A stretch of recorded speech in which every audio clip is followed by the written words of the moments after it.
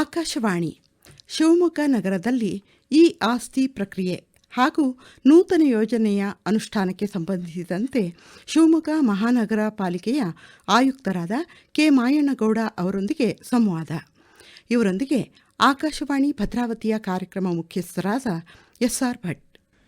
ಕೇಳುಗರೆ, ಇಂದಿನಿಂದ ಸೂರ್ಯ ತನ್ನ ಪಥವನ್ನು ಬದಲಾಯಿಸೋದು ನಿಮಗೆಲ್ಲ ಗೊತ್ತೇ ಇದೆ. ಸಂಕ್ರಾಂತಿಯ ಶುಭ ಸಂದರ್ಭ. ತಮಗೆಲ್ಲರಿಗೂ ಕೂಡ ಸಂಕ್ರಾಂತಿಯ ಶುಭಾಶಯಗಳನ್ನು ಹೇಳ್ತಾನೆ, ಸೂರ್ಯನ ಪಥವನ್ನು ಹೇಗೆ ಬದಲಾಯಿಸುತ್ತೋ ಸರ್ಕಾರಿ ಯೋಜನೆಗಳು ಕೂಡ ಬೇರೆ ಬೇರೆ ಪಥದಲ್ಲಿ ಉತ್ತಮ ಮಾರ್ಗದಲ್ಲಿ ಸಾಗುವಂತಹ ಪ್ರಕ್ರಿಯೆಯನ್ನು ನಾವು ನೋಡ್ತೀವಿ. ಹಲವಾರು ಜನರು ತಾವು ಹೊಂದಿದಂತಹ ಆಸ್ತಿಯನ್ನು ಡಿಜಿಟಲೀಕರಣ ಮಾಡುವುದರ ಮುಖಾಂತರ ಈ ಆಸ್ತಿಗೆ ಬದಲಾವಣೆ ಮಾಡಿಕೊಳ್ಳುವಂತಹ ಸುಸಂದರ್ಭ ಈಗ ತಮಗೆಲ್ಲರಿಗೂ ಕೂಡ ಒದಗಿ ಬಂದಿದೆ. ಇಷ್ಟು ದಿನಗಳ ಕಾಲ ನೀವು ಪಹಣಿಯನ್ನು ತಗೋತಾ ಇದ್ರಿ, ಖಾತಾವನ್ನು ಮಾಡಿಸ್ಕೋತಾ ಇದ್ರಿ. ಆದರೆ ಇವೆಲ್ಲವನ್ನು ಕೂಡ ಡಿಜಿಟಲೀಕರಣದ ಮುಖಾಂತರ ನಿಮಗೆ ಸುಲಭವಾಗಿ ನಿಮ್ಮ ಒಂದು ಆಸ್ತಿಯ ಪ್ರಮಾಣ ಪತ್ರ ಸಿಗೋದಕ್ಕೋಸ್ಕರವಾಗಿ ಮಾಡಿದಂಥ ವಿಶೇಷ ಯೋಜನೆಯೇ ಈ ಆಸ್ತಿ ಯೋಜನೆ. ಈ ಆಸ್ತಿಗೆ ಸಂಬಂಧಪಟ್ಟ ಹಾಗೆ ನಾವು ಇಂದು ಮಾತನಾಡಿಸ್ತಾ ಇದ್ದೀವಿ ಶಿವಮೊಗ್ಗ ಮಹಾನಗರ ಪಾಲಿಕೆಯ ಆಯುಕ್ತರಾದಂತಹ ಕೆ ಮಾಯಣ್ಣಗೌಡ ಅವರನ್ನ. ಮಾಯಣ್ಣಗೌಡರ ನಮಸ್ಕಾರ. ನಮಸ್ತೆ ಸರ್. ಜನರ ಕೈಗೆ ಸುಲಭವಾಗಿ ದಾಖಲೆಗಳನ್ನು ಸಿಗುವ ರೀತಿಯಲ್ಲಿ ಈ ಆಸ್ತಿಯನ್ನು ಮಾಡ್ತಾ ಇದ್ದೀರಿ. ನಮ್ಮಲ್ಲಿ ಇರತಕ್ಕಂಥ ಆಸ್ತಿಯನ್ನು ಈ ಆಸ್ತಿ ಆಗಬೇಕು ಅಂತಂದ್ರೆ ಹೇಗೆ ಮಾಡಬೇಕು? ಯಾವುದೇ ಒಂದು ನಗರಸಭೆ, ಪುರಸಭೆ, ಪಟ್ಟಣ ಪಂಚಾಯತ್ ಅಥವಾ ಮಹಾನಗರ ಪಾಲಿಕೆ ಅಂದರೆ ನಗರ ಸ್ಥಳೀಯ ಸಂಸ್ಥೆ ವ್ಯಾಪ್ತಿಯಲ್ಲಿ ಆಯಾ ನಿವೇಶನಗಳು, ಆಯಾ ಕಟ್ಟಡಗಳ ದಾಖಲಾತಿಗಳ ಸುಭದ್ರತೆಯನ್ನು ತೋರಿಸೋದೇ ಆಸ್ತಿ ದಾಖಲಾತಿಗಳು. ಆದರೆ ಈ ಆಸ್ತಿ ದಾಖಲಾತಿಗಳು ಹಳ್ಳಿಗಳ ಪ್ರದೇಶದಲ್ಲಾದರೆ ನಾವು ಮ್ಯೂಟೇಷನ್ ರೂಪದಲ್ಲಿ, ಇಲ್ಲ ಖಾತಾ ರೂಪದಲ್ಲಿ, ಇಲ್ಲ ಪಹಣಿ ರೂಪದಲ್ಲಿ ಇರ್ತಾ ಇತ್ತು. ನಗರ ಪ್ರದೇಶದಲ್ಲಿ ಆ ಒಂದು ನಿವೇಶನಗಳನ್ನು ಒಳಗೊಂಡಂತೆ, ಆ ಒಂದು ಕಟ್ಟಡದ ವ್ಯಾಪ್ತಿ ರಚನೆಯನ್ನು ಒಳಗೊಂಡಂತೆ ಆಸ್ತಿ ತೆರಿಗೆ ನಿರ್ಧರಣೆ ಮಾಡುವಂಥ ಎಲ್ಲ ಥರದ ಪ್ರತಿರೂಪಗಳನ್ನು ಆ ದಾಖಲೆಗಳಲ್ಲಿ ಒಳಗೊಂಡಂತೆ ಮೊದಲು ಮ್ಯಾನ್ಯುಯಲ್ ರೂಪದಲ್ಲಿ ಅಂದರೆ ಕೈ ಬರವಣಿಗೆಯ ರೂಪದಲ್ಲಿ ಕೊಡ್ತಾ ಇದ್ರು. ಸಂದರ್ಭಾನುಸಾರ ಕೆಲವೊಂದು ಮಹಾನಗರ ಪಾಲಿಕೆಯಲ್ಲಿ ಪ್ರೈವೇಟ್ ತಂತ್ರಾಂಶಗಳ ಮೂಲಕ ಒಂದು ಈ ಆಸ್ತಿ ಗಣಕೀಕರಣ ಪಟ್ಟಿಯನ್ನು ನೀಡಲಾಗ್ತಾ ಇತ್ತು. ಆದರೆ ಈ ಒಂದು ಆಸ್ತಿ ಗಣಕೀಕರಣ ಪಟ್ಟಿಯನ್ನು ಯಾವುದೇ ರೂಪದಲ್ಲಿ ನಕಲು ಮಾಡಬಹುದಾಗಿತ್ತು. ಕೆಲವರು ಬಂದುಬಿಟ್ಟು ಅದನ್ನು ಫೋರ್ಜರಿ ಅಥವಾ ಬೇರೆ ತಿದ್ದುಪಡಿ ಈ ಥರ ಕಾರಣಗಳಿಂದ ಸಂಪೂರ್ಣ ಸುರಕ್ಷಿತ ಆಗ್ತಾ ಇರಲಿಲ್ಲ. ಮತ್ತು ಆ ಒಂದು ಗಣಕೀಕರಣ ವ್ಯವಸ್ಥೆ ಇಲ್ಲದ ಕಾರಣದಿಂದ ಆ ಒಂದು ಆಸ್ತಿ ತೆರಿಗೆ ಆ ಒಂದು ದಾಖಲಾತಿಯನ್ನು ನೀಡಲಿಕ್ಕೆ ಬಹಳಷ್ಟು ವಿಳಂಬ ಆಗ್ತಾ ಇತ್ತು. ಹಲವಾರು ಅಧಿಕಾರಿಗಳ ಫ್ಲೋ ಚಾರ್ಟ್ನಲ್ಲಿ, ಲಾಗಿನ್ನಲ್ಲಿ ಅನುಮೋದನೆಯಾಗಿ ಬರಬೇಕಿತ್ತದು. ಈ ಎಲ್ಲ ಕಾರಣದಿಂದ ನಾಗರಿಕರಿಗೆ, ಆಸ್ತಿ ತೆರಿಗೆ ಮಾಲೀಕರಿಗೆ ಬಂದುಬಿಟ್ಟು ಅವರಿಗೆ ಬೇಕಾದಂಥ ಕಟ್ಟಡ ಅಥವಾ ನಿವೇಶನಗಳ ಆ ಒಂದು ದಾಖಲೆ ಸಿಗದೆ ಆಸ್ತಿ ಪರಭಾರೆಯನ್ನು ಮಾಡೋದಾಗಲಿ, ಆಸ್ತಿ ದಾಖಲೆಗಳನ್ನು ಸುಭದ್ರತೆ ಮಾಡ್ಕೊಳ್ಳೋದಾಗಲಿ, ಸುರಕ್ಷತೆ ಮಾಡ್ಕೊಳ್ಳೋದಾಗಲಿ ಸಾಧ್ಯ ಆಗ್ತಾ ಇರಲಿಲ್ಲ. ಹಲವಾರು ಕಾರಣಗಳಲ್ಲಿ ವರ್ಗಾವಣೆ ಅಂತಂದರೆ ಅದು ಮಾರಾಟ ಮಾಡೋದಾಗಲಿ ಅಥವಾ ಪೌತಿಕಾತ ಅಂದರೆ ಸತ್ತೋದ ಮೇಲೆ ಮತ್ತೆ ವಾರಸುದಾರರಿಗೆ ಲಭ್ಯ ಆಗೋದಾಗಲಿ ಬಹಳ ತೊಡಕುಗಳಿರ್ತಿತ್ತು. ಇವೆಲ್ಲವನ್ನು ಮನಗಂಡಂಥ ಕರ್ನಾಟಕ ಸರ್ಕಾರ ಇಡೀ ರಾಜ್ಯಾದ್ಯಂತ ಪುರಸಭೆ, ನಗರಸಭೆ, ಪಟ್ಟಣ ಪಂಚಾಯತ್ ಮತ್ತು ಮಹಾನಗರ ಪಾಲಿಕೆಗೆ ಅನ್ವಯವಾಗುವಂತೆ ಒಂದು ಹೊಸ ರೂಪದ ಈ ಆಸ್ತಿ ತಂತ್ರಾಂಶವನ್ನು ಜೋಡಣೆ ಮಾಡಲಿಕ್ಕೆ ಕಳೆದ ಬೆಳಗಾಂ ಅಧಿವೇಶನದಲ್ಲಿ ಅದನ್ನು ಜಾರಿಗೆ ತಂದಿದೆ. ಈಗ ಬೆಳಗಾಂ ಅಧಿವೇಶನದಲ್ಲಿ ಜಾರಿಗೆ ಬಂತು ಈ ಆಸ್ತಿ. ಅಂದರೆ ಒಂದು ರೀತಿಯಲ್ಲಿ ಡಿಜಿಟಲೀಕರಣ ಅಂತಾನು ಹೇಳಬಹುದೇನೋ ಅಂತ ಅನಿಸುತ್ತೆ. ಕರೆಕ್ಟ್. ಇದು ಯಾಕೆ ಬೇಕು ಮಾಯಣ್ಣಗೌಡ್ರೆ? ಈಗ ಮೊದಲಿದ್ದಂಥ ತಂತ್ರಾಂಶದಲ್ಲಿ ಪ್ರತಿಯೊಂದು ದಾಖಲಾತಿಗಳನ್ನು ಅರ್ಜಿಗಳ ರೂಪದಲ್ಲಿ, ಮ್ಯಾನ್ಯುಯಲ್ ಅರ್ಜಿಗಳ ರೂಪದಲ್ಲಿ ಅದನ್ನು ಆ ಒಂದು ಪಾಲಿಕೆಗೆ, ನಗರ ಸ್ಥಳೀಯ ಸಂಸ್ಥೆಗೆ ನೀಡಬೇಕಾಗಿತ್ತು. ಅಲ್ಲಿ ಅವರು ಅದನ್ನು ಪರಿಶೀಲನೆ ಮಾಡಿ, ಅಪ್ಲೋಡ್ ಮಾಡಿ, ಹಲವಾರು ಹಂತಗಳಲ್ಲಿ ಮಾಡಿ ಡಿಜಿಟಲೀಕರಣ ಹೊಂದಂಥ ಒಂದು ಆಸ್ತಿ, ಈ ಆಸ್ತಿ ನಮೂನೆ 3 ಅಂತ ಹೇಳ್ತೀವಿ, ಅದು ಸಿಗ್ತಾ ಇತ್ತು.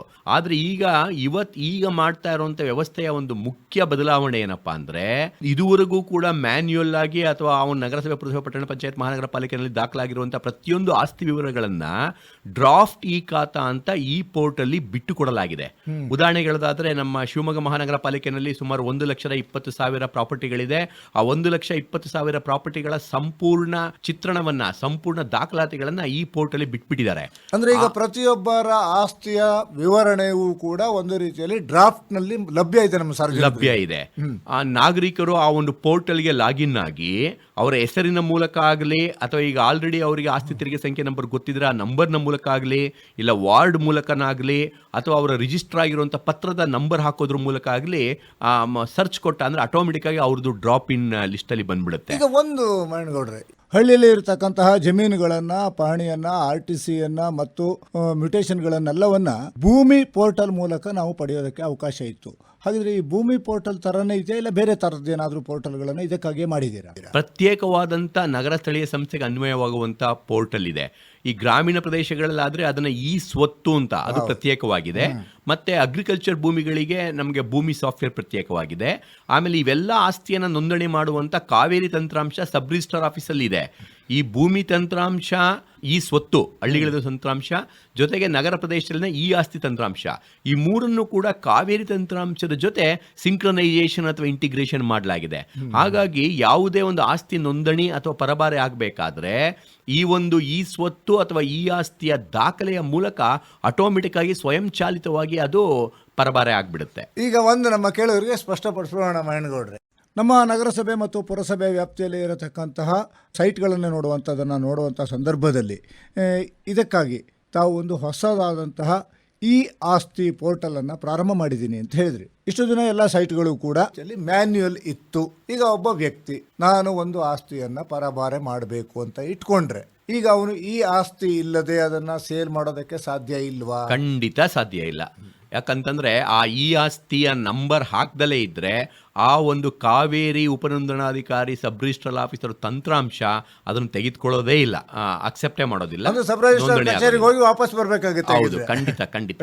ಹಾಗಾಗಿ ಈ ಡ್ರಾಫ್ಟ್ ಖಾತಾದಲ್ಲಿರೋದನ್ನ ಪರಿಶೀಲನೆ ಮಾಡಿಕೊಂಡು ಆ ಡ್ರಾಫ್ಟ್ ಖಾತಾದಲ್ಲಿ ಯಾವುದಾದರೂ ತಿದ್ದುಪಡಿಯ ಅವಶ್ಯಕತೆ ಇದ್ದಲ್ಲಿ ಅವರೇ ಸುವೋಮೋಟೋ ಆಗಿ ತಿದ್ದುಪಡಿ ಮಾಡಬಹುದು. ಅಂದ್ರೆ ಮತ್ತೆ ನಿಮ್ಮ ಆಫೀಸಿಗೆ ಬಂದು ಕಚೇರಿಗೆ ಬರಬೇಕು ಅಂತ ಅವಶ್ಯಕತೆ ಇಲ್ಲ. ಖಂಡಿತ ಇಲ್ಲ. ಅವರೇ ಮನೆಯಲ್ಲಿ ಕೂತು ಇದನ್ನ ಓಪನ್ ಮಾಡಿ ಏನಾದ್ರೂ ತಪ್ಪಿದ್ರೆ ಸರಿಪಡಿಸ್ಕೊಳ್ಳೋದಕ್ಕೆ ಅವರಿಗೆ ಒಂದು ಫ್ರೀಡಮ್ ಅನ್ನ ಕೊಟ್ಟಿದ್ದೀರಿ. ಎಸ್, ಅವರೆಲ್ಲ ಸರಿಪಡಿಸ್ಕೊಂಡು ಚೆಕ್ಕು ಆಗಿರ್ಬೋದು, ವಿಸ್ತೀರ್ಣ ಆಗಿರ್ಬೋದು, ಹೆಸರಾಗಿರಬಹುದು, ಅವರ ಆಸ್ತಿ ತೆರಿಗೆ ಕಟ್ಟಿರುವಂಥ ಸ್ವರೂಪ ಆಗಿರಬಹುದು, ವಿಳಾಸ ಇರ್ಬೋದು, ಎಲ್ಲವನ್ನು ಕೂಡ ಹಾಕಿ ಅವರ ಆಧಾರ್ ಕಾರ್ಡ್ನ ಲಿಂಕ್ ಮಾಡಿ KYC ಮಾಡಿ, ಅದು ಎಲ್ಲರೂ ಕೂಡ ಬೇರೆ ಬೇರೆ ಯಾರಂದ್ರೆ ಮಾಡೋಕ್ಕಾಗಲ್ಲ, ಆ ವ್ಯಕ್ತಿನೇ ಮಾತ್ರ ಮಾಡಬೇಕಾಗತ್ತೆ. KYC ಮಾಡಿ ಸಬ್ಮಿಟ್ ಕೊಟ್ಟರೆ ಅದು ತನ್ನಷ್ಟಕ್ಕೆ ತಾನೇ ನಮ್ಮ ಮಹಾನಗರ ಪಾಲಿಕೆ ಆದ ಅಂತಂದರೆ ಮೇಕರ್ ಅಥವಾ ಕ್ರಿಯೇಟರ್ ಅಥವಾ ವೆರಿಫೈಯರ್ ಅಂತ ಹೇಳ್ತೀವಿ, ಅವರ ಲಾಗಿನ್ಗೆ ಬಂದ್ಬಿಡುತ್ತೆ. ಆ ಲಾಗಿನಲ್ಲಿ ಆ ವೆರಿಫೈಯರ್ನವರು ವೆರಿಫೈ ಮಾಡಿ ಅಪ್ರೂವರ್ ಅನ್ನೋ ಅವರ ಲಾಗಿನ್ಗೆ ಕಳಿಸ್ಕೊಡ್ತಾರೆ. ಇದೆಲ್ಲನೂ ಕೂಡ ಕಾಲಬದ್ಧವಾಗಿದೆ.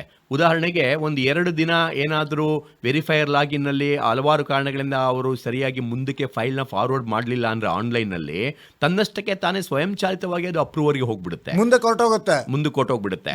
ಹಾಗಾಗಿ ಯಾವುದೇ ಥರದ ವಿಳಂಬ ಆಗಲಿ, ರೆಡ್ ಟೇಪಿಸಮ್ ಅಂತ ಏನು ಹೇಳ್ತಾ ಇದ್ರು, ಅಥವಾ ನಮ್ಮ ಅಧಿಕಾರಿಗಳ ಹಂತದಲ್ಲಿ ಹಲವಾರು ಕಾರಣಗಳಿಂದ ತಡ ಆಗ್ತಾ ಇತ್ತು, ಅದೆಲ್ಲನೂ ಕೂಡ ಈಗ ನಮ್ಮ ನಾಗರಿಕರಿಗೆ ಅದು ಹೋಗಿದೆ. ಆಮೇಲೆ ಅಪ್ರೂವರ್ ಲಾಗಿನ್ನಲ್ಲಿ ಯಾವುದಾದರೂ ದಾಖಲಾತಿಗಳು ಲಭ್ಯ ಇಲ್ಲ ಅಂತ ಅಂದರೆ ಅಲ್ಲಿ ಅಪ್ಲೋಡ್ ಮಾಡುವಂಥ ಅವಕಾಶಗಳನ್ನು ಕೂಡ ಅಪ್ರೂವರಲ್ಲಿ ನಾವು ಕಳಿಸ್ಕೊಟ್ಟಿದ್ದೇವೆ. ಆ ಅಪ್ರೂವರ್ ಅನ್ನೋರು ನಿಗದಿತ ವೇಳೆಯಲ್ಲಿ ಅಪ್ರೂವ್ ಮಾಡಲಿಲ್ಲ ಅಂದರೆ, 1 ದಿನ ಕೊಟ್ಟಿದ್ದಾರೆ ಸಮಯಾವಕಾಶ ಅವರಿಗೆ. ಅಪ್ರೂವ್ ಮಾಡಲಿಲ್ಲ ಅಂತಂದರೆ ಆ ಒಂದು ವಿವರನ ಕಮಿಷನರ್ ಲಾಗಿನ್ಗೆ ಅಥವಾ ತುಂಬ ಹೈಯರ್ ಅಥಾರಿಟಿ ಲಾಗಿನ್ಗೆ ಅದು ತಾನಾಗಿ ಎಸ್ಕಲೇಟ್ ಆಗುತ್ತೆ. ಹಾಗಾಗಿ ಚೆಕ್ಸ್ ಅಂಡ್ ಕಂಟ್ರೋಲ್ ತುಂಬ ಇರೋದ್ರಿಂದ ನಾಗರಿಕರಿಗೆ ಅನಗತ್ಯವಾಗಿ ಆಗ್ತಾ ಇರುವಂಥ ವಿಳಂಬ ಇಲ್ಲಿ ಹೊರಟೋಗುತ್ತೆ. ಮತ್ತು ನಾಗರಿಕರೇ ತಮ್ಮ ಆಸ್ತಿಗಳನ್ನು ತಾವೇ ಸರಿಪಡಿಸ್ಕೊಂಡು ಅಪ್ಲೋಡ್ ಮಾಡಲಿಕ್ಕೆ ಅವಕಾಶ ಆಗ್ತದೆ. ಈಗ ಒಂದು ಮಹೇಂದ್ರಗೌಡ್ರೆ, ಈಗ ನಾವು ಭೂಮಿ ತಂತ್ರಾಂಶಕ್ಕೆ ಹೋದಂಥ ಸಮಯದಲ್ಲಿ ಪಹಣಿ ಇರುತ್ತೆ. ಪಹಣಿಯಲ್ಲಿ ಆದರೆ ವಂಶವೃಕ್ಷಗಳನ್ನು ಸಾಮಾನ್ಯವಾಗಿ ನಾವು ನೋಡ್ತೀವಿ. ಆದರೆ ಈಗ ಸಾಮಾನ್ಯವಾಗಿ ನಮ್ಮ ನಗರ ಪಾಲಿಕೆಯಲ್ಲಿ ಬರುವಂಥದ್ದು ಸೈಟ್ಗಳೇ ಜಾಸ್ತಿ ಇರೋದ್ರಿಂದ ಈ ಸೈಟ್ನಲ್ಲಿ ಏನಾಗುತ್ತೆ ಅಂತಂದರೆ ವಂಶವೃಕ್ಷ ಇರೋದಿಲ್ಲ. ತುಂಬ ವ್ಯಾಲಿಡ್ ಪ್ರಶ್ನೆ ಇದು. ಅದಕ್ಕೋಸ್ಕರ ನಾವು ಸಾಧ್ಯವಾದಷ್ಟು ಕೂಡ ನಮ್ಮ ಆಸ್ತಿ ತೆರಿಗೆ ಮಾಲೀಕರಿಗೆ ಒಂದು ತೊಂದರೆಯನ್ನು ಕಡಿಮೆ ಮಾಡಬೇಕು ಅಂತ ದೃಷ್ಟಿಯಿಂದ ನಮ್ಮ ಉಪನೋಂದಣಾಧಿಕಾರಿಗಳ ಖಜಾನೆ ಮತ್ತು ಕಾವೇರಿ ಎಲ್ಲ ತಂತ್ರಾಂಶಗಳ ಜೊತೆ ಜೋಡಣೆ ಮಾಡಿಕೊಂಡು ಈ ಎನ್ಕಂಬರೆನ್ಸ್ ಸರ್ಟಿಫಿಕೇಟ್ನ ಆಟೋ ಫೆಚ್ ಮಾಡುತ್ತೆ. ಆ ಒಂದು ನಂಬರ್ನ ಹಾಕಿದ ತಕ್ಷಣ ಆಟೋಮೆಟಿಕ್ ಆಗಿ ಅವರ ಸಬ್ ರಿಜಿಸ್ಟರಲ್ಲಿ ನೋಂದಣಿ ಮಾಡಿರುವಂಥ ಪತ್ರದ ಪ್ರತಿ ಆಟೋ ಫೆಚ್ ಆಗಿಬಿಡುತ್ತೆ. ಮುಂದೆ ಬರುವಂಥ ದಿನಗಳಲ್ಲಿ ವಂಶವೃಕ್ಷ ಆಗಿರಬಹುದು, ಡೆತ್ ಸರ್ಟಿಫಿಕೇಟ್ ಇರ್ಬೋದಾಗಿರೋದು, ಅದನ್ನು ನಂಬರ್ ಹಾಕಿದ್ರೆ ಆಟೋಮೆಟಿಕ್ ಆಗಿ ಆಟೋ ಫೆಚ್ ಆಗುತ್ತೆ. ಬಟ್ ಈಗ ತಾತ್ಕಾಲಿಕ ವ್ಯವಸ್ಥೆಯಲ್ಲಿ ಭೌತಿಕಾತನ ಅಪ್ಲೈ ಮಾಡಬೇಕಾದ್ರೆ, ಸತ್ತು ಹೋದಂಥ ವ್ಯಕ್ತಿಯ ಪರವಾಗಿ ಅಪ್ಲೈ ಮಾಡಬೇಕಾದ್ರೆ ಆ ಒಂದು ಡೆತ್ ಸರ್ಟಿಫಿಕೇಟ್ ಅಥವಾ ವಂಶವೃಕ್ಷ 2 ಮೂಲ ದಾಖಲೆಗಳೇನಿರುತ್ತೆ ಅದನ್ನು ಅಪ್ಲೋಡ್ ಮಾಡಿ ಗ್ರಾಹಕ ಸಲ್ಲಿಸಬಹುದಾಗಿರುತ್ತೆ. ಜಮೀನಾದರೆ ವಂಶ ಪಾರಂಪರ್ಯವಾಗಿ ಬಂದಿರೋದನ್ನು ನೋಡ್ತೀವಿ. ಆದರೆ ಸೈಟ್ಗಳಲ್ಲಿ ಏನಾಗ್ಬಿಡುತ್ತೆ ಅಂತಂದರೆ ಒಬ್ಬರೊಬ್ಬರು ಸೈಟ್ ತಗೊಂಡಿರ್ತಾನೆ, ಇನ್ನೊಬ್ಬರು ಮಾರಿರ್ತಾನೆ. ಹೌದು. ಅವನ ಸತ್ತ ನಂತರವೇ ಅವನ ಮಕ್ಕಳು ಅದಕ್ಕೆ ಬಾಧ್ಯಸ್ಥರಾಗ್ತಾರೆ. ಹೌದು. ಅಂದ್ರೆ ಸತ್ತ ವ್ಯಕ್ತಿಯ ಯಾವುದೇ ಒಂದು ಆಸ್ತಿಯನ್ನ ಮಾರಬೇಕು ಅಂತಂದ್ರೆ ಅಲ್ಲಿ ವಂಶವೃಕ್ಷದ ಅವಶ್ಯಕತೆ ಇರುತ್ತೆ. ಸರಿ ಸರಿ. ಇಲ್ಲ ಅಂತಂದ್ರೆ ಅವನ ಸೇಲ್ ಡೀಡ್ ಅನ್ನ ಕರೆಕ್ಟ್ ಆಗಿ ಅಪ್ಲೋಡ್ ಮಾಡಿದ್ರೆ ಮುಗೀತು. ಅಪ್ಲೋಡ್ ಮಾಡೋ ಅವಶ್ಯಕತೆನೂ ಇಲ್ಲ, ಬರೀ ನಂಬರ್ ಹಾಕಿದ್ರೆ ಸಾಕು. ಸೇಲ್ ಡೀಡ್ ನ ಕಾಪಿ ಆಟೋಮೆಟಿಕ್ ಆಗಿ ಫೆಚ್ ಆಗುತ್ತೆ. ಆ ದಾಖಲೆನಲ್ಲೇ ಸೇಲ್ ಡೀಡು ಮತ್ತೆ ಇನ್ಕಮ್ ಸರ್ಟಿಫಿಕೇಟ್ ಫೆಚ್ ಆಗುತ್ತೆ. ಬರೀ ನಂಬರ್ ಹಾಕಿದ್ರೆ ಸಾಕು, PID ನಂಬರ್ ಆಟೋಮೆಟಿಕ್ ಆಗಿ ಫೆಚ್ ಮಾಡುವಂತ ವ್ಯವಸ್ಥೆನ ನಾವು ಮಾಡ್ಕೊಂಡಿದ್ದೀವಿ. ಈಗ ತಾವೇ ಹೇಳಿದಾಗ ಸುಮಾರು 1,20,000 ಆಸ್ತಿಗಳು ನಮ್ಮ ಶಿವಮೊಗ್ಗ ಮಹಾನಗರ ವ್ಯಾಪ್ತಿಯಲ್ಲಿ ಇದೆ ಅಂತ ಹೇಳಿದ್ದೀರಿ. 1,20,000ಕ್ಕೂ ಕೂಡ PID ನಂಬರ್ಗಳನ್ನು ಕೊಟ್ಟಾಗಿದೆಯಾ? ಹೌದು. ಈಗ ಇಡೀ ಕರ್ನಾಟಕ ರಾಜ್ಯಾದ್ಯಂತ ಸುಮಾರು 46 ಲಕ್ಷ ಈ ಆಸ್ತಿ ಡ್ರಾಫ್ಟ್ ಸಿದ್ಧವಿದೆ. ಮೊದಲು ಸ್ವಲ್ಪ ತಂತ್ರಾಂಶ ಮತ್ತು ಸರ್ವರ್ನಲ್ಲಿ ಕೆಪಾಸಿಟಿ ಲೋಡಿಂಗು ತಾಂತ್ರಿಕ ಕಾರಣಗಳಿಂದ ಡಿಲೇ ಆಗ್ತಾ ಇತ್ತು. ಅದನ್ನೆಲ್ಲನೂ ಕಳೆದ ಒಂದು 6 ತಿಂಗಳಿಂದ ಇದನ್ನು ಲಾಂಚ್ ಮಾಡಲಿಕ್ಕಿಂತ ಮೊದಲೇ ಸಮರೋಪಾದಿಯಲ್ಲಿ NIC ಸಹಾಯದಿಂದ, ಈ ಗವರ್ನೆನ್ಸ್ ಡಿಪಾರ್ಟ್ಮೆಂಟ್ ಸಹಾಯದಿಂದ ಅದೆಲ್ಲ ಉನ್ನತೀಕರಣಗೊಳಿಸಿಕೊಂಡು ಟೆಸ್ಟ್ ಅಂಡ್ ಟ್ರಯಲ್ ಮಾಡಿ ಅದನ್ನ ಸರ್ವರ್ನ ತೊಂದರೆ ಆಗದಂತೆ ಪ್ರಯತ್ನವನ್ನ ಈಗ ಲಾಂಚ್ ಮಾಡಲಾಗಿದೆ. ಇದೇ ಬಹಳಷ್ಟು ಜನ ಸಾರ್ವಜನಿಕರ ಪ್ರಶ್ನೆ ಇದ್ದಂಥದ್ದು ಮಾಯನಗೌಡ. ನಾವು ಲಾಗಿನ್ ಆಗೋದಕ್ಕೆ ಹೋಗ್ತೀವಿ, ನಮಗೆ ಸರ್ವರ್ ಯಾವಾಗ ನೋಡಿದ್ರು ಬಿಸಿ ಅಂತ ಬರ್ತಿರುತ್ತೆ, ನಾವೇನು ಮಾಡಬೇಕು ಅಂತ ಕೇಳ್ತಿರ್ತಾರೆ. ಖಂಡಿತ ಸರ್, ಇದು ಒಂದು ಟ್ರಾನ್ಸಿಷನ್ ಪೀರಿಯಡ್.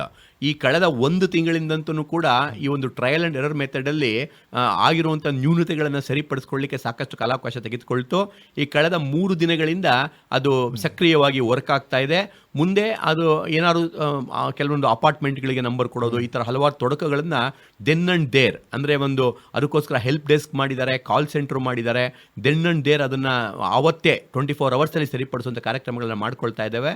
ಇನ್ನು ಬರುವಂಥ 15-20 ದಿನಗಳಲ್ಲಿ ಅದು ಸುಧಾರಣೆ ಆದಮೇಲೆ ಒಂದು ಇಡೀ ದೇಶದಲ್ಲೇ ಒಂದು ಅತ್ಯುತ್ತಮವಾದಂಥ ಒಂದು ಈ ಆಸ್ತಿ ಸಿಟಿಸನ್ ತಾನೇ ಅಪ್ರೋಚ್ ಮಾಡುವಂಥ ಒಂದು ಆಸ್ತಿ ತಂತ್ರಾಂಶ ಸಿದ್ಧ ಆಗುತ್ತೆ. ಹೌದು, ನಮ್ಮ ಕರ್ನಾಟಕ ಹಲವು ಪ್ರಥಮಗಳಿಗೆ ನಾಂದಿ ಹಾಡಿದಂಥದ್ದು. ಯಾವುದೇ ಒಂದು ಹೊಸತನ ಬಂದಿದೆ ಅಂತಂದ್ರೆ ಕರ್ನಾಟಕದಿಂದನೇ ಆರಂಭ ಆಗುತ್ತೆ ಅನ್ನೋಂಥ ಒಂದು ತಮಾಷೆಯ ಮಾತಿದೆ ಮಾಯನಗೌಡ್ರೆ. ಸರಿ ಸರ್, ಸರಿ. ಈಗ ಇದನ್ನೆಲ್ಲವನ್ನ ಹೇಳಿದ ನಂತರದಲ್ಲಿ ಇದಕ್ಕೇನಾದ್ರೂ ಟೈಮ್ ಬಾಂಡ್ ಇದೆಯಾ? ನಾಗರಿಕರು ಎಲ್ಲ ತಮ್ಮ ಆಸ್ತಿಗಳನ್ನು ಈ ಖಾತಾ ಮಾಡ್ಕೊಳ್ಳೋದು ಒಳ್ಳೆಯದು. ಯಾಕಂತಂದರೆ ಅವರ ಆಸ್ತಿ ಬಂದು ಸುಭದ್ರ ಆಗ್ತದೆ. ನಾವು ಕೂಡ ಆ್ಯಕ್ಚುಲಿ ಬಂದ್ಬಿಟ್ಟು ಹಾಗೆ ಕೂತ್ಕೊಳ್ಳೋದಿಲ್ಲ. ಪ್ರತಿಯೊಂದು ವಾರ್ಡ್ ವೈಸು ಈ ಖಾತಾ ಮೇಳಗಳನ್ನು ಮಾಡ್ತೇವೆ. ಪ್ರತಿಯೊಂದು ಮನೆಗೂ ಹೋಗಿ ಅವೇರ್ನೆಸ್ ತಲುಪಿಸ್ತೇವೆ. ಇದು ಸಿಟಿಸನ್ ಫ್ರೆಂಡ್ಲಿ ಆಗಿರೋದ್ರಿಂದ ಬಹುಬೇಗ ಬಂದ್ಬಿಟ್ಟು ಜನನೇ ತಾವೇ ಅಪ್ಲೈ ಮಾಡಿಬಿಟ್ಟು ಎಲ್ಲವನ್ನೂ ತಮ್ಮ ಆಸ್ತಿ ರೆಕಾರ್ಡ್ಗಳನ್ನ ಈ ಆಸ್ತಿ ಕನ್ವರ್ಟ್ ಮಾಡೋ ಥರ ಮಾಡ್ತವೆ. ಶಿವಮೊಗ್ಗ ಮಹಾನಗರ ಪಾಲಿಕೆಯಲ್ಲಿ ಈಗಾಗಲೇ 30,000 ಈ ಖಾತಾಗಳನ್ನ ಕೊಡಲಾಗಿದೆ. ಇನ್ನೂ ಒಂದು 70,000ನ ಕಾಲಬದ್ಧ ಮಿತಿಯಲ್ಲಿ ಈ ಜನಗಳಿಗೆ ಅವೇರ್ನೆಸ್ ಮೂಡಿಸೋದ್ರ ಮೂಲಕ ಮುಂದಿನ ಒಂದು 6 ಮಂತ್ಸ್ ಟಾರ್ಗೆಟ್ ಇಟ್ಕೊಂಡು ಅಷ್ಟನ್ನು ಕೂಡ ಈ ಖಾತಾ ಮಾಡುವಂಥ ಒಂದು ಕೆಲಸನ ನಾವು ಪ್ಲಾನ್ ಮಾಡ್ಕೊಂಡಿದ್ದೇವೆ. 6 ಮಂತ್ ಅಂತ ನೀವು ಏನೋ ಟೈಮ್ ಬಾಂಡ್ ಹೇಳ್ತೀರಿ, ಆದರೆ ಪ್ರತಿಯೊಬ್ಬ ಸೈಟ್ ಹೋಲ್ಡರ್ಸೂ ಕೂಡ ಅರಿವಿಗೆ ಇಟ್ಕೊಳ್ಳೇಬೇಕು. ಅವನ ಯಾವುದೇ ಸೈಟು ಟ್ರಾನ್ಸಾಕ್ಷನ್ ನಡಿಬೇಕು ಅಂತಂದರೆ ವಿತೌಟ್ ಈ ಖಾತಾ ಸಾಧ್ಯನೇ ಇಲ್ಲ. ಖಂಡಿತ ಸರ್. ಈ ಖಾತಾ ಅನ್ನೋದು ಒಂದು ಪರ್ಮನೆಂಟ್, ಶಾಶ್ವತ, ಅಳಿಸಲಾಗದ, ಸುಭದ್ರ, ಸುರಕ್ಷತೆ ಉಳ್ಳಂಥ ಅವರ ಆಸ್ತಿಯ ದಾಖಲೆ. ಒಂದು ಯುನೀಕ್ PID ನಂಬರ್ನ, ಈ PID ನಂಬರ್ನ ಕೊಟ್ಟಿರ್ತವೆ. ಅದು ಲ್ಯಾಟಿಟ್ಯೂಡ್ ಲ್ಯಾಂಜಿಟ್ಯೂಡ್ನ ಅದಕ್ಕೆ ಸೇರ್ಪಡಿಸಿರ್ತವೆ. ಯಾರು ಕೂಡ ಅವರ ಆಸ್ತಿಯನ್ನು ಬೇರೆ ಮತ್ತೊಬ್ಬರು ತೆಗೆದುಕೊಳ್ಳೋಕ್ಕೆ ಸಾಧ್ಯನೇ ಇರೋದಿಲ್ಲ. ಇಲ್ಲೀಗಲ್ ಟ್ರಾನ್ಸಾಕ್ಷನ್, ನಿಯಮಬಾಹಿರ ಟ್ರಾನ್ಸಾಕ್ಷನ್ಸ್ ಎಲ್ಲನೂ ಕೂಡ ನಾವು ಅದನ್ನು ತಡೆಗಟ್ಟಬಹುದು. ಒಂದು ಅತ್ಯುತ್ತಮವಾದಂಥ ಬೆಳವಣಿಗೆ ಈ ಒಂದು ಕ್ಷೇತ್ರದಲ್ಲಿ ಆಗಿದೆ ಸರ್. ಈಗ ಲ್ಯಾಂಟಿಟ್ಯೂಡ್ ಅಂತ ಹೇಳ್ಬಿಟ್ರಿ ಮಹೇಣಗೌಡ್ರೆ. ಈಗ ನಮ್ಮ ಕೇಳೋರಿಗೆ ಹೇಳಬೇಕು, ನನ್ನ ಒಂದು ಆಸ್ತಿಯನ್ನು ಈ ಆಸ್ತಿಯಾಗಿ ಕನ್ವರ್ಟ್ ಮಾಡ್ಕೋಬೇಕು ಅಂತಂದರೆ ನಾನು ಮಾಡಲೇಬೇಕಾದಂತಹ ಕರ್ತವ್ಯ ಏನು? ಮೊದಲು ಅವರ ನಮ್ಮ ಈ ಆಸ್ತಿ ಪೋರ್ಟಲ್ಗೆ ಲಾಗಿನ್ ಆಗಬೇಕು. ಈ ಆಸ್ತಿ ಪೋರ್ಟಲ್ ಲಾಗಿನ್ ಆದಮೇಲೆ ಆ ಶಿವಮೊಗ್ಗ ಮೊದಲು ಯಾವ ಜಿಲ್ಲೆ ಅಂತ ಶಿವಮೊಗ್ಗ ಅಂತ ಹೊಡಿಬೇಕು. ಫಾರ್ ಎಕ್ಸಾಂಪಲ್ ಶಿವಮೊಗ್ಗ ಹೇಳೋದಂದರೆ ಶಿವಮೊಗ್ಗ ಮಹಾನಗರ ಪಾಲಿಕೆ ಅನ್ನೋದನ್ನು ಕ್ಲಿಕ್ ಮಾಡಬೇಕು. ಅವರ ವಾರ್ಡ್ ನಂಬರ್ ಗೊತ್ತಿದ್ದರೆ ವಾರ್ಡ್ ನಂಬರ್ ಕ್ಲಿಕ್ ಮಾಡಬೇಕು. ಕ್ಲಿಕ್ ಮಾಡಿಬಿಟ್ಟು ಅವ್ರ ಆಸ್ತಿ ನಂಬರ್ ಹಾಕಿದ್ರೆ ಅದು ಬಂದ್ಬಿಡುತ್ತೆ. ಆಸ್ತಿ ನಂಬರ್ ಗೊತ್ತಿಲ್ಲ ಅಂತಂದರೆ ಮಿಸ್ಟರ್ ಎ ಅನ್ನೋ ಹೆಸರು ಆಗ್ತಾ ಅಂತಂದರೆ ಎ ಅನ್ನೋ ಹೆಸರಲ್ಲಿ 4-5 ಪ್ರಾಪರ್ಟಿ ಇದ್ದರೆ ಬಂದ್ಬಿಡುತ್ತೆ. ಅದರ ಅವ್ರದ್ದು ಯಾವುದು ಅಂತ ಕ್ಲಿಕ್ ಮಾಡಿಕೊಂಡ್ರೆ ಅವ್ರ ಪ್ರಾಪರ್ಟಿ ಈಗ ಆಲ್ರೆಡಿ ಈ ಆಸ್ತಿನಲ್ಲಿ ಯಾವ ರೀತಿ ಬರುತ್ತೆ ಅಂತ ಒಂದು ತದ್ರೂಪ ಸಿಕ್ಬಿಡುತ್ತೆ. ಆ ತದ್ರೂಪ ಎಡಿಟ್ ಆಪ್ಷನ್ ಇರುತ್ತೆ. ಅದರಲ್ಲಿ ಅವ್ರ ಹೆಸರು ತಪ್ಪಿದ್ರೆ ಉದ್ದ, ಚಕ್ಕುಬಂದಿ, ಅಳತೆ, ವಿಸ್ತೀರ್ಣ, ಪೂರ್ವ ಪಶ್ಚಿಮ ಇದೆಲ್ಲ ಇದ್ದರೆ ಅದನ್ನು ಸರಿಪಡಿಸ್ಕೊಂಡು ಹೆಚ್ಚುವರಿ ದಾಖಲೆ ಏನಾದ್ರು ಸೇರಿಸೋದಿದ್ರೆ, ಉದಾಹರಣೆಗೆ ಪೌತಿ ಖಾತಾ ಇಂಥ ಕೇಸ್ನಲ್ಲಿ ಡೆತ್ ಸರ್ಟಿಫಿಕೇಟ್, ವಂಶವೃಕ್ಷ ಸೇರಿಸೋದಿದ್ರೆ ಅದನ್ನು ಸೇರಿಸ್ಬಿಟ್ಟು ಈ KYC ಅಂದರೆ ಆಧಾರ್ ನಂಬರು ಮತ್ತು OTP ಬರುತ್ತೆ ಅವರ ಮೊಬೈಲ್ಗೊಂದು. ಆ ಮೊಬೈಲ್ನ ಎಂಟ್ರಿ ಮಾಡಿದ ತಕ್ಷಣವೇ ಸಬ್ಮಿಟ್ ಅಂತ ಕೊಟ್ಟರೆ ₹10 ಒಂದು ಚಲನ್ನ ಜನ್ರೇಟ್ ಆಗುತ್ತದು. ಅದು ಪೇಮೆಂಟ್ ಆದ UPIನಲ್ಲಾಗಲಿ ಆನ್ಲೈನಾಗಲಿ ಪೇಮೆಂಟ್ ಮಾಡ್ಬೋದು. ಅದು ಪೇಮೆಂಟ್ ಮಾಡಿದ ತಕ್ಷಣವೇ ಅದು ನಮ್ಮ ವೆರಿಫೈಯರ್ ಲಾಗಿನಲ್ಲಿ ಬರುತ್ತೆ. ವೆರಿಫೈಯರ್ 2 ದಿನದಲ್ಲಿ ಅದನ್ನು ಅಪ್ರೂವ್ ಮಾಡ್ತಾರೆ. ಅಪ್ರೂವಲ್ ಆಗಿ ನಿಮಗೆ 3ನೇ ದಿನದಲ್ಲಿ ಹೋಗುತ್ತೆ. 4ನೇ ಈ ಒಂದು ವೆರಿಫೈಯರ್ ಹೋದ ತಕ್ಷಣ ಅವ್ರಿಗೆ SMS ಬರುತ್ತೆ, ಮತ್ತು ಅಪ್ರೂವರ್ಗೆ ಹೋದ ತಕ್ಷಣ SMS ಬರುತ್ತೆ, ಅಪ್ರೂವರಿಂದ ಅಪ್ರೂವ್ ಆದ ತಕ್ಷಣ ಅವ್ರಿಗೊಂದು SMS ಬರುತ್ತೆ. ಆ SMS-ನಲ್ಲಿ ಸಂಕೇತ ಹಾಕ್ಬಿಟ್ಟು ಆಟೋಮೆಟಿಕ್ಕಾಗಿ ಅವರೇ ಅದನ್ನೇ ಡೌನ್ಲೋಡ್ ಮಾಡ್ಕೋಬೋದು, ಮತ್ತೆ ಆಫೀಸ್ ಬರೋ ಅವಶ್ಯಕತೆನೇ ಇಲ್ಲ. ಅಲ್ಲೇ ಕೂಡ ಪ್ರಿಂಟಬಲ್ ಫಾರ್ಮಲ್ಲಿ ಅವರು ಡೌನ್ಲೋಡ್ ಮಾಡ್ಕೋಬೋದು. ಅವರ ಒಂದು ಸೈಟ್ನ ಜಾಗದಿಂದನೇ ಆ ಲ್ಯಾಟಿಟ್ಯೂಡ್ ಆಟಿಟ್ಯೂಡ್ ಮಾರ್ಕ್ ಮಾಡಬೇಕಾಗುತ್ತೆ. ಇದನ್ನ GIS ಮ್ಯಾಪಿಂಗ್ ಅಂತ ಕರಿತೇವೆ. ಈಗ ಡ್ರಾಫ್ಟ್ ಏನು ಕೊಟ್ಟಿದ್ದೀವಿ ನಾವು ಅಷ್ಟಕ್ಕೂ ಕೂಡ ನಾವು ಲ್ಯಾಟಿಟ್ಯೂಡ್ ಲ್ಯಾಂಜಿಟ್ಯೂಡ್ನ GIS ಮ್ಯಾಪಿಂಗ್ ಮಾಡಿಬಿಟ್ಟೇ ಈಗ ಡ್ರಾಫ್ಟ್ನ ಬಿಟ್ಟಿರೋವಂಥದ್ದು. ಬಟ್ ಹೊಸದಾಗಿ ಸೃಜನೆ ಆಗುವಂಥ ಪ್ರಾಪರ್ಟಿಗಳಿರ್ತವೆ, ಲೇಔಟ್, ಹೊಸ ಲೇಔಟ್ಗಳು, ಆ ಥರದ್ದೆಲ್ಲೂ ಕೂಡ ಅಂಥದಕ್ಕೆ ಹೋಗಿ ಹೊಸದಾಗಿ ಮಾಡಬೇಕಾಗುತ್ತೆ. ಹಳೆ ಪ್ರಾಪರ್ಟಿಗಳಿಗೆ ಅವಶ್ಯಕತೆ ಇಲ್ಲ. ಹಳೆ ಪ್ರಾಪರ್ಟಿ ಇದ್ರೆ ಅವರು ಆ ತರ ಹೋಗಿ ಅಪ್ಲೋಡ್ ಮಾಡೋ ಅವಶ್ಯಕತೆ ಇಲ್ಲ. ಹಾಗೇನೆ ಕಚೇರಿಗೆ ಬಂದು ಅಲ್ದಾಡುವಂಥದ್ದು ಅವಶ್ಯಕತೆ ಈವನ್ ಸೈಬರ್ ಸೆಂಟ್ರಲ್ಲೂ ಕೂಡ ಮಾಡಬಹುದು. ಈಗ BBMP ವ್ಯಾಪ್ತಿನಲ್ಲಿ ಒಂದು ಹೊಸ ಇದನ್ನ ನಮ್ಮ ಕರ್ನಾಟಕ ಸರ್ಕಾರ ಜಾರಿಗೆ ತಂದಿದೆ. ಅಂದ್ರೆ ಪ್ರೈವೇಟ್ ಎಂಟರ್ಪ್ರಿನರ್ಸ್ಗಳಿಗೂ ಕೂಡ ಒಳ್ಳೇದಾಗಲಿ ಅಂತ ಅಂದ್ಬಿಟ್ಟು ಒಂದು ಈ ಖಾತಾನ ಪರಿಶೀಲನೆ ಮಾಡಿ ಅಪ್ಲೋಡ್ ಮಾಡಲಿಕ್ಕೆ 45 ರೂಪಾಯಿ ಚಾರ್ಜ್ ಅನ್ನು ಫಿಕ್ಸ್ ಮಾಡಿ ಆ ಒಂದು NGOsಗಳು ಅಥವಾ ಬೆಂಗಳೂರು ಒನ್ ಕೂಡ ಇದೆ, ಇದೆ ಬೆಂಗಳೂರು ಒನ್ ಕೂಡ ಇದೆ, ನಮ್ಮಲ್ಲಿ ಶಿವಮೊಗ್ಗ ಒನ್ ಕೂಡ ಇದೆ. ಇವನ್ ಪ್ರೈವೇಟ್ ಸೈಬರ್ ಸೆಂಟರ್ನು ಕೂಡ ಇಷ್ಟು ಫೀಸ್ ಅಂತ ಕಲೆಕ್ಟ್ ಮಾಡ್ಕೊಂಡು ಅದನ್ನು ಅಪ್ಲೋಡ್ ಮಾಡಿ ಸೇವೆ ಕೊಡುವಂಥ ಇದನ್ನು ಮಾಡ್ತದೆ. ಸೊ ಎಂಪ್ಲಾಯ್ಮೆಂಟ್ ಜನರೇಷನ್ ಆಗುತ್ತೆ. ಕೆಲವು ಅರಿವಿಲ್ಲದವರು, ಯಾಕೆಂತಂದ್ರೆ ತುಂಬಾ ಜನ ಅಷ್ಟೊಂದು ಕಂಪ್ಯೂಟರ್ ಟೆಕ್ನಾಲಜಿ ಎಲ್ಲ ನಾಲೆಡ್ಜ್ ಗೊತ್ತಿಲ್ಲದವರು ಆ ಸೇವೆನೂ ಕೂಡ ಬಳಸ್ಕೋಬಹುದಾಗಿರುತ್ತೆ. ಅಂದ್ರೆ ನಮ್ಮ ಮಹಾನಗರ ಪಾಲಿಕೆಯ ವ್ಯಾಪ್ತಿಯಲ್ಲಿ ಇರತಕ್ಕಂತಹ ಪ್ರತಿಯೊಬ್ಬ ಸೈಟ್ ಹೋಲ್ಡರು ಅಥವಾ ಆಸ್ತಿಯನ್ನು ಹೊಂದಿದಂಥವರು ಕೂಡ ಈ ಖಾತೆಯನ್ನ ಮಾಡಿಕೊಳ್ಳುವಂತಹದ್ದು ಕಂಪಲ್ಸರಿ ಆಗಿದೆ. ಖಂಡಿತ. ಈ ಖಾತಾ ನಮ್ಮ ಖಾತಾ, ಈ ಖಾತಾ ಭದ್ರತಾ ಖಾತಾ, ಈ ಖಾತಾ ಸುರಕ್ಷಾ ಖಾತಾ, ಈ ಖಾತಾ ನಿಮ್ಮ ಖಾತಾ. ನಿಮ್ಮ ಆಸ್ತಿಯ ರಕ್ಷಣೆ ಈ ಖಾತಾದಿಂದ, ನಿಮ್ಮ ಆಸ್ತಿಯ ಸುಭದ್ರತೆ ಈ ಖಾತಾದಿಂದ. ಈ ಖಾತಾವನ್ನು ಸರಳೀಕರಣ ಮಾಡಿ ಕಾನೂನುಬದ್ಧವಾಗಿ ಸರಳವಾದಂಥ ವಿಧಾನದಲ್ಲಿ ನಿಗದಿತ ಕಾಲಮಿತಿಯಲ್ಲಿ ಕೊಡಲಿಕ್ಕೆ ಕರ್ನಾಟಕ ಸರ್ಕಾರ ಮತ್ತು ಶಿವಮೊಗ್ಗ ಮಹಾನಗರ ಪಾಲಿಕೆ ಮತ್ತು ನಗರಾಭಿವೃದ್ಧಿ ಇಲಾಖೆ ಬದ್ಧವಾಗಿದೆ. ಮಹೇನಗೌಡ ಒಳ್ಳೆ ಸ್ಲೋಗನ್ ಹೇಳ್ಬಿಟ್ರಿ, ಈ ಖಾತಾ ನಿಮ್ಮ ಖಾತಾ ಅಂತ. ಅದೇ ರೀತಿಯಲ್ಲಿ ಅವರು ಕೇವಲ 10 ರೂಪಾಯಿ ಚಾಲೆಂಜ್ ಜನರೇಟ್ ಮಾಡ್ಕೊಂಡು ಮಾಡ್ಬೋದಾ, ಇಲ್ಲ ಅದಕ್ಕೆ ಮತ್ತೆ ಬೇರೆ ಫೀಸ್ ಗೌರ್ಮೆಂಟ್ ಏನಾದರೂ ಫಿಕ್ಸ್ ಮಾಡುತ್ತೆ? ಈಗ ನಾವು ಇವಾಗ ಆಕಸ್ಮಿಕವಾಗಿ ಯಾವುದೋ ಒಂದು ಟ್ಯಾಕ್ಸ್ ಪೆಂಡಿಂಗ್ ಇದ್ದರೆ ನಾವು ಟ್ಯಾಕ್ಸ್ನ ಇನ್ಸಿಸ್ಟ್ ಮಾಡ್ತಾ ಇಲ್ಲ ಈಗ. ಯಾಕೆ ನಮ್ಮ ಮೂಲ ಗುರಿ ಬಂದ್ಬಿಟ್ಟು ಮೊದಲು ಎಲ್ಲ ನಾಗರಿಕರು ತಮ್ಮ ಈ ಆಸ್ತಿ ಖಾತಾವನ್ನು ಪಡೆದುಕೊಂಡ್ಲಿ ಅಂದ್ಬಿಟ್ಟು. ಸೊ ಹಾಗಾಗಿ ಟ್ಯಾಕ್ಸ್ ಇದ್ದರೆ ಅಲ್ಲೇ ಅದರಲ್ಲಿ ಇಷ್ಟು ಟ್ಯಾಕ್ಸ್ ಬಾಕಿ ಇದೆ ಅಂತ ಬಂದ್ಬಿಡುತ್ತೆ. ಮುಂದೆ ಬರುವಂಥ ದಿನಗಳಲ್ಲಿ ಅವರು ಅದನ್ನು ಭರಿಸಬಹುದು. ಅದು ಬಿಟ್ಟು ಅಂದರೆ 10 ರೂಪಾಯಿ ಡ್ರಾಫ್ಟ್ ಖಾತಾ ಕೊಟ್ಟಾದಮೇಲೆ ಫೈನಲ್ ಪ್ರಿಂಟ್ ಆಗೋ ಟೈಮ್ನಲ್ಲಿ ಶಿವಮೊಗ್ಗ ಮಹಾನಗರ ಪಾಲಿಕೆಯಿಂದ ಯಥಾವತ್ತಾಗಿ ಮೊದಲಿಂದನೂ ಕೂಡ ಎಲ್ಲ ಪಾಲಿಕೆಗಳು ಒಂದೊಂದು ಹಣವನ್ನು ಇಟ್ಕೊಂಡಿದ್ದಾರೆ. ಅದು 100 ರೂಪಾಯಿ ಪ್ಲಸ್ 25 ರೂಪಾಯಿ KMDS Karnataka municipal data society ಅಂತ ಬೆಂಗಳೂರಿನಲ್ಲಿ ಏನು ನಮ್ಮ ನಗರಾಭಿವೃದ್ಧಿ ಇಲಾಖೆಯ ಇದೆಲ್ಲ ರೂಪುರೇಷೆಗಳನ್ನು ಜವಾಬ್ದಾರಿ ತೆಗೆದುಕೊಂಡು ಅದ್ಭುತವಾಗಿ ಯಶಸ್ವಿ ಕಾರ್ಯಗಳನ್ನು ಮಾಡ್ತಾ ಇದೆ. ಆ ಸಂಸ್ಥೆಗೆ ಇದು ಹೋಗ್ತದೆ. 125 ರೂಪಾಯಿ ಪ್ಲಸ್ 10 135 ರೂಪಾಯಿನಲ್ಲಿ ಸಂಪೂರ್ಣ ಈ ಖಾತಾ ತಮಗೆ ಸಿಗುತ್ತೆ. 135 ರೂಪಾಯಿನಲ್ಲಿ ಎಲ್ಲವದನ್ನು ಸರಿಯಾಗಿ ನಿರ್ವಹಿಸಿದರೆ 1 ವಾರದಿಂದ 15 ದಿವಸದ ಒಳಗಡೆಗೆ ಅವರು ಈ ಖಾತಾವನ್ನು ಮಾಡ್ಕೊಳ್ಳೋದಕ್ಕೆ ಸಾಧ್ಯ ಇದೆ. ಹೌದು ಹೌದು. ಯಾವುದೇ ರೀತಿಯ ಮಧ್ಯವರ್ತಿಗಳ ಅವಶ್ಯಕತೆಯೂ ಕೂಡ ಇದಕ್ಕೆ ಇಲ್ಲ. ಖಂಡಿತ ಇಲ್ಲ, ಅವಶ್ಯಕತೆನೂ ಇಲ್ಲ. ಮುಂದೆ ಬರುವಂಥ ದಿನಗಳಲ್ಲಿ ಮತ್ತಷ್ಟು ನಾವು ಪಾಲಿಕೆ ವ್ಯಾಪ್ತಿಯಲ್ಲಿ ಕಾಲ್ ಸೆಂಟರು, ಕಂಪ್ಲೇಂಟ್ ಸೆಂಟರ್ಗಳನ್ನೆಲ್ಲ ಮಾಡಿಬಿಟ್ಟು ಅಲ್ಲಿ ಕೂಡ ಅವ್ರಿಗೆ ಆಗೋಂಥ ಸಣ್ಣ ಪುಟ್ಟ ತೊಂದರೆಗಳೇನಾರು ಇದ್ದ ಅಂತಂದರೆ ಅದನ್ನು ಬಗೆಹರಿಸೋ ಕೆಲಸನೂ ಕೂಡ ಮಾಡಬೇಕಂತ ಪ್ಲಾನ್ ಹಾಕೊಂಡಿದ್ದೇವೆ. ಈಗ ಈ ಖಾತಾ ವಿಷಯ ಆಯಿತು ಅಂದರೆ ಪ್ರತಿಯೊಬ್ಬರು ಮಾಡಿಕೊಳ್ಳಲೇಬೇಕಾದಂತಹ ಸೈಟ್ ಹೋಲ್ಡರ್ಸ್ಗಳಿಗೆ ಅನಿವಾರ್ಯತೆ ಅವಶ್ಯಕತೆ ಇರುವಂತಹ ಒಂದು ಮಾದರಿ, ದೇಶಕ್ಕೆ ಮಾದರಿಯನ್ನು ಹಾಡೋದಕ್ಕೆ ಹೊರಡ್ತಾ ಇರುವಂತಹ ಒಂದು ರೀತಿಯ ಆಸ್ತಿಯ ಡಿಜಿಟಲೀಕರಣ ಅಂತ ಹೇಳ್ಬೋದು. ಇನ್ನು ಆಸ್ತಿ ಇದ್ದರೆ ಸಾಲದು ಮಹೇನಗೌಡ್ರೆ, ನನಗೆ ಮನೆ ಕಟ್ಕೋಬೇಕು ಅಂತೇನೂ ಇರುತ್ತೆ. ಮನೆ ಕಟ್ಟುವುದು ಎಷ್ಟು ಕಷ್ಟ ಅಂತ ಕಟ್ಟಿದವನಿಗೆ ಗೊತ್ತು. ಮನೆ ಕಟ್ಟಿ ನೋಡು, ಮದುವೆ ಮಾಡಿ ನೋಡು ಅಂತ ಒಂದು ಗಾದೆನೇ ಇದೆ ಮಹೇನಗೌಡ್ರೆ. ಈ ಸಂಕ್ರಾಂತಿಯ ಶುಭ ಸಂದರ್ಭದಲ್ಲಿ ಮನೆ ಕಟ್ಟುವಂಥವರಿಗೆ ಒಂದಿಷ್ಟು ಸಿಹಿ ಸುದ್ದಿಯನ್ನು ತಾವು ಹೇಳಲೇಬೇಕು. ಮನೆ ಕಟ್ಟಬೇಕು ಅಂತಂದರೆ ಪ್ಲಾನ್ ಅಪ್ರೂವಲ್ ತಗೊಳ್ಳೋದು ಬಹಳ ಪ್ರಮುಖವಾದಂಥ ಒಂದು ಹಂತ. ಇದಕ್ಕೆ ಏನಾದರೂ ಸಂಕ್ರಾಂತಿಯ ಶುಭ ಸಂದರ್ಭದಲ್ಲಿ ತಾವು ಆಯುಕ್ತರಾಗಿ ನಮ್ಮ ಕೇಳುಗರಿಗೆ ವಿಶೇಷ ಮಾಹಿತಿಯನ್ನು ಹೇಳ್ತೀರಾ? ಶ್ರೋತೃಗಳು ಕೇಳುವವರಿಗೆ ಒಂದು ಒಳ್ಳೆ ಪ್ರಶ್ನೆ ಸರ್ ಇದು, ಮತ್ತು ಉಪಯೋಗಿತ ಮಾಹಿತಿ. ಮೊದಲೆಲ್ಲೂ ಕೂಡ ಒಂದು ಬಿಲ್ಡಿಂಗ್ ಲೈಸೆನ್ಸ್ ತೆಗೆದುಕೋಬೇಕಾದ್ರೆ ಅರಸಾಹಸ ಪಡಬೇಕಿತ್ತು. ಅವರ ಎಸ್ಟಿಮೇಟ್ ಮಾಡೋದು, ಡ್ರಾಯಿಂಗ್ ಮಾಡೋದು, ಅಪ್ರೂವಲ್ ಕೊಡೋದು, ಈ ಥರ ಎಲ್ಲನೂ ಕೂಡ ಇತ್ತು. ಈಗ ULMS urban land management system ಅಂತ ಒಂದು ಸಾಫ್ಟ್ವೇರ್ನ ತೆಗೆದುಕೊಂಡು ಬಂದಿದ್ದಾರೆ. ಮೊದಲು ನಿರ್ಮಾಣ್ 2 ಅಂತ ಒಂದು ಸಾಫ್ಟ್ವೇರ್ ಇತ್ತು. ಈಗ ULMS ಅಲ್ಲಿ 2 ಹಂತ, 1ನೇ ಹಂತ 2ನೇ ಹಂತ. 2ನೇ ಹಂತದ ಪಟ್ಟಣವಾಗಿ ಶಿವಮೊಗ್ಗ ಮಹಾನಗರ ಪಾಲಿಕೆ ಆಯ್ಕೆಯಾಗಿದೆ. ಇಲ್ಲಿ ULMS ಜಾರಿಗೆ ತರ್ತಾ ಇರ್ತವೆ. ಇದರಲ್ಲೂ ಕೂಡ ಅಫಿಡವಿಟ್ ಬೇಸ್ಡ್ ಖಾತಾ ಅಂತ, ಅಫಿಡವಿಟ್ ಬೇಸ್ಡ್ ಬಿಲ್ಡಿಂಗ್ ಲೈಸೆನ್ಸ್ ಅಂತ. ಅಂದರೆ ಅವರೇ ಬಂದುಬಿಟ್ಟು ನಮ್ಮ ಇಷ್ಟು ಚದರಡಿ ನಮ್ಮದಿದೆ ನಮ್ಮ ಸೈಟು, ಅದರಲ್ಲಿ ಈ ಥರ ವಿನ್ಯಾಸವನ್ನು ಕಟ್ತಾ ಇದ್ದೀವಿ ಅಂತ ಅಂದ್ಬಿಟ್ಟು ಒಂದು ಡ್ರಾಯಿಂಗ್ನ ಅಪ್ಲೋಡ್ ಮಾಡಿಬಿಟ್ಟು ಈ ಖಾತಾ ನಂಬರ್ ಹಾಕಿದ್ರೆ ಸಾಕು, ಬರೇ ನಂಬರು.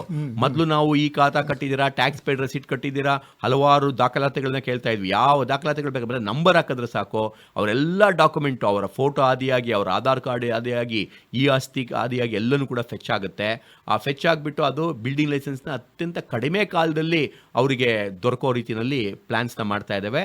ಸ್ವಲ್ಪ ಅದು ಕೂಡ ಈಗ ULMS ತಂತ್ರಾಂಶ ಪೈಪ್ಲೈನ್ ಅಂತ ಏನು ಹೇಳ್ತೀವಿ, ಈಗ ಇಂಪ್ರೂವ್ಮೆಂಟ್ ಸ್ಟೇಜ್ನಲ್ಲಿದೆ. ಸಣ್ಣ ಪುಟ್ಟ ತೊಡಕುಗಳು ಈಗ ಕಾಣಿಸ್ತಾ ಇದೆ. ಬರೋಂಥ ಇನ್ನು ಒಂದೂವರೆ ತಿಂಗಳಲ್ಲಿ ಅದು ಕೂಡ ಇವತ್ತು ಅಪ್ಲೈ ಮಾಡಿದ್ರೆ ಒಂದು ವಾರದಲ್ಲಿ ಬಿಲ್ಡಿಂಗ್ ತಾನಾಗಿ ಸಿಗುವಂಥ ಕೆಲಸಗಳನ್ನ ಮಾಡ್ತಾ ಇದೆ. ಇಷ್ಟು ದಿವಸಗಳ ಕಾಲ ನೀವೇನ್ ಮಾಡ್ತಾ ಇದ್ರಿ ಅಂತಂದ್ರೆ ಸೆಲ್ಫ್ ಅಸೆಸ್ಮೆಂಟ್ ಟ್ಯಾಕ್ಸ್ ಕಟ್ಟೋದಕ್ಕೆ ಹೇಳ್ತಾ ಇದ್ರಿ. ಹೌದು.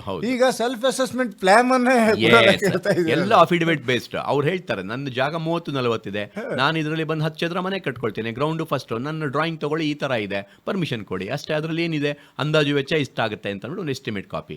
ಸೊ ಅದನ್ನ ಉಲ್ಲಂಘನೆ ಮಾಡಿದ್ರೆ ಮುಂದೆ ನಿಯಮಾನುಸಾರ ಕ್ರಮಗಳು ಅದಿರುತ್ತೆ. ಅಂದ್ರೆ ಹಿಂದಾದ್ರೆ ಒಬ್ಬ ಸಿವಿಲ್ ಇಂಜಿನಿಯರು ಡ್ರಾಯಿಂಗ್ ಮಾಡಿ ನಿಮಗೆ ಒಂದು ಕಾಪಿಯನ್ನ ಕೊಡಬೇಕಿತ್ತು, ಅದು ವಿತ್ ಅಟೆಸ್ಟೇಷನ್. ಅದು ಪ್ರೊಸೆಸ್ ಎಲ್ಲ ಆಗ್ತಾ ಇತ್ತು ಹಲವಾರು ಹಂತಗಳಲ್ಲಿ. ಈಗ ಅದನ್ನೆಲ್ಲನೂ ಕೂಡ ಮಿನಿಮೈಸ್ ಮಾಡಿ ಸುಲಭವಾಗಿ ಸರಳವಾಗಿ ಸಿಗಬೇಕು ಅನ್ನೋದನ್ನ ಮನದಲ್ಲಿ ಇಟ್ಕೊಂಡು ಒಂದು ದಾಪಕಾಲ ಹಾಕ್ತಾ ಇದ್ದೀವಿ. ಬೆಂಗಳೂರಿನಂತಹ ಮಹಾನಗರ ಪಾಲಿಕೆಗಳಲ್ಲಿ ಸೆಟ್ ಬ್ಯಾಕ್ಗೂ ಕೂಡ ಸ್ವಲ್ಪ ರಿಲ್ಯಾಕ್ಸೇಷನ್ ಸಿಕ್ಕಿದೆ ಮೈಂಡ್ಗಳು. ಈಗ ಶಿವಮೊಗ್ಗದಲ್ಲಿ ಏನಾದ್ರೂ ಆ ಥರ ಪ್ಲಾನ್ ಇದೆಯಾ? ಈಗ ಸಾಮಾನ್ಯವಾಗಿ ಈಗ ನಾವು ಇದುವರೆಗೂ ಗಮನಿಸ್ಕೊಂಡು ಬರ್ತಾ ಇದ್ದಿದ್ದು ಬೆಂಗಳೂರು ಮಹಾನಗರ ಪಾಲಿಕೆನ ಎಕ್ಸ್ಪೆರಿಮೆಂಟ್ ತರ, ಟೆಸ್ಟ್ ಡೋಸ್ ತರ ಕೊಡ್ತಾ ಇದೆ ಕರ್ನಾಟಕ ಸರ್ಕಾರ. ಅದೇ ಯಾಕೆ ನಾವು ಸ್ವಲ್ಪ ಇಂಪ್ರೂವ್ಮೆಂಟ್ಸ್ ಎಲ್ಲ ಟೆಕ್ನಾಲಜಿ ಜಾಸ್ತಿ ಇರೋದ್ರಿಂದ ಅದನ್ನ ಎಲ್ಲಾ ನಗರ ಪ್ರದೇಶಗಳಿಗೂ, ಸಣ್ಣ ನಗರ ಪ್ರದೇಶಗಳಿಗೂ, ಹಳ್ಳಿಯ ಪ್ರದೇಶಗಳಿಗೂ ಕೂಡ ಕಾಲಕ್ರಮೇಣ ಅಂದ್ರೆ 1-2-3 ತಿಂಗಳಲ್ಲಿ ಹಬ್ಬೋ ತರ ಮಾಡ್ತಾ ಇದೆ. ಉದಾಹರಣೆಗೆ ಬಿ ಖಾತಾನ ಮೊದಲು ಬೆಂಗಳೂರಿನಲ್ಲಿ ಬಿಟ್ಟು ಜಾರಿಗೆ ತರಲಾಯಿತು. ಅದೇ ಬಿ ಖಾತಾನ ಎಲ್ಲ ಸಣ್ಣ ಪುಟ್ಟ ನಗರ ಸ್ಥಳೀಯ ಸಂಸ್ಥೆಗೂ ಜಾರಿಗೆ ತಂದಾಯಿತು. ಬಿ ಖಾತಾಯಿಂದ ಎ ಖಾತಾ ಕನ್ವರ್ಷನ್ಗೆ ಬೆಂಗಳೂರು ಮೊದಲು ಜಾರಿಗೆ ತಂತು.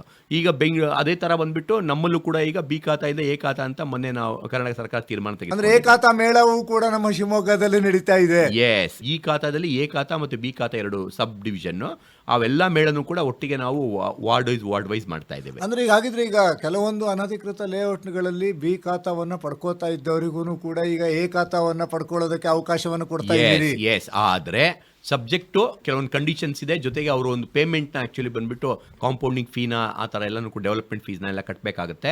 ಬಟ್ ಇದರಿಂದ ಏನಾಗ್ತದೆ, ತುಂಬ ದಿನಗಳ ಹಿಂದೆ ನಡೆದಿರುವಂಥ ಒಂದು ತೊಂದರೆಯಿಂದ ಜನಸಾಮಾನ್ಯ ತೊಂದರೆ ಅನುಭವಿಸಬಾರ್ದು ಅನ್ನೋದು ಒಂದು ಮೂಲ ಉದ್ದೇಶ. ದಶಕಗಳಿಂದ ತೊಂದರೆಯನ್ನು ಅನುಭವಿಸ್ತಿದ್ದಂಥವರಿಗೆ ಒಂದು ರೀತಿಯಲ್ಲಿ ನಿರಾತಂಕದ ಭಾವನೆ ಬರ್ತಾ ಇದೆ ಮಾಡಬೇಕು. ಮತ್ತೆ ಮುಂದೆ ಬರುವಂಥ ದಿನಗಳಲ್ಲಿ ಸಾಕಷ್ಟು ಕೂಡ ಸ್ಟ್ರಿಕ್ಟ್ ಈ ಥರ ತಪ್ಪಾಗದಂಗೆ ಕಂಟ್ರೋಲ್ ತಗೊಳ್ಬೇಕು ಅನ್ನೋದು ಕೂಡ ಮೂಲ ಉದ್ದೇಶ ಆಗಿದೆ. ಮರಣಗೌಡರೆ, ಬಹಳಷ್ಟು ಜನರಿಗೆ ಮನೆ ಕಟ್ಟೋದಕ್ಕೆ ತಮ್ಮ ಪ್ಲಾನ್ ಅಪ್ರೂವಲ್ ಕಷ್ಟ ಅಂತಿದ್ದವರಿಗೆಲ್ಲರಿಗೂ ಕೂಡ ಈ ಒಂದು ಶುಭ ಸಂದರ್ಭದಲ್ಲಿ ಒಳ್ಳೆಯ ಮಾಹಿತಿನ ತಿಳಿಸಿದ್ದೀರಿ.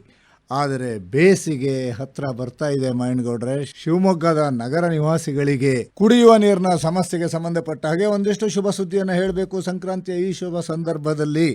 ನಮ್ಮ ಶಿವಮೊಗ್ಗ ಮಹಾನಗರ ಪಾಲಿಕೆ ವ್ಯಾಪ್ತಿಯಲ್ಲಿ ನೀರು ಸರಬರಾಜು ವ್ಯವಸ್ಥೆಯನ್ನು ಕರ್ನಾಟಕ ನೀರು ಸರಬರಾಜು ಒಳಚರಂಡಿ ಮಂಡಳಿ, Karnataka urban water supply and sewage development board, water board ಮಾಡ್ತಾ ಇದೆ.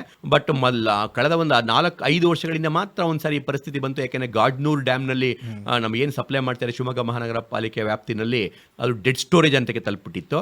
ಆದರೆ ಈ ಸಾರಿ ಕಳೆದ 2 ಬಾರಿ ಮಾನ್ಸೂನ್ ಉತ್ತಮ ಆಗಿರೋದ್ರಿಂದ ಶಿವಮೊಗ್ಗ ಗಾಜನೂರು ಡ್ಯಾಮಲ್ಲಿ ಕೂಡ ನೀರಿದೆ, ಮತ್ತು ಅಂಡರ್ಗ್ರೌಂಡ್ ವಾಟರ್ ಕೂಡ ರಿಚಾರ್ಜ್ ಆಗಿದೆ. ಯಾವ ಥರದ ಸಮಸ್ಯೆಗಳು ಆಗೋದಿಲ್ಲ.